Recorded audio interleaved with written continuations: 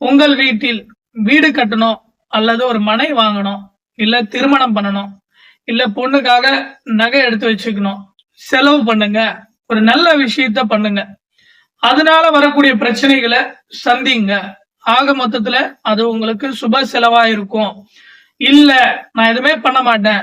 என் பணத்த நான் அப்படியே லாக்கர்லயே வச்சிருக்கேன். வீட்லயே வச்சிருக்கேன் அப்படின்னு சொல்லக்கூடியவங்க, அந்த ரீதியில நீங்க செலவு செய்யலனாலுமே, ஏதாவது ஒரு ரீதியில உங்களுக்கு அந்த பணம் செலவாயிடும். விரயம் ஏற்படும். அதனால ஒரு நல்ல செலவுல நீங்களே நிர்ணயம் பண்ணிட்டு, செலவு பண்ணிட்டு, அந்த நல்ல கஷ்டமா அனுபவிங்க. நல்ல கஷ்டத்த நீங்க எதிர்கொள்ளுங்க. வீடு கட்டணும்னு பல வருஷமா யோசிச்சவங்க இந்த காலகட்டத்துல வீடு கட்டுங்க. வீடு கட்டுனீங்க அப்படின்னா உங்களுக்கு கஷ்டம் தான். ஆனாலும் நல்ல கஷ்டம் அது. திருமணம் பண்ணணும்னு நினைக்கிறவங்க பெண்ணுக்கு திருமணம் பண்ணுங்க. இல்லது கடன் வாங்கியாச்சும் திருமணம் பண்ணிடுங்க. அதுல வரக்கூடிய கஷ்டமும் நல்ல கஷ்டம் தான். புரியுதுங்களா? அல்லது எந்த ஒரு வேலையும் செய்யாம பணத்த அப்படியே வச்சிருந்தீங்கன்னா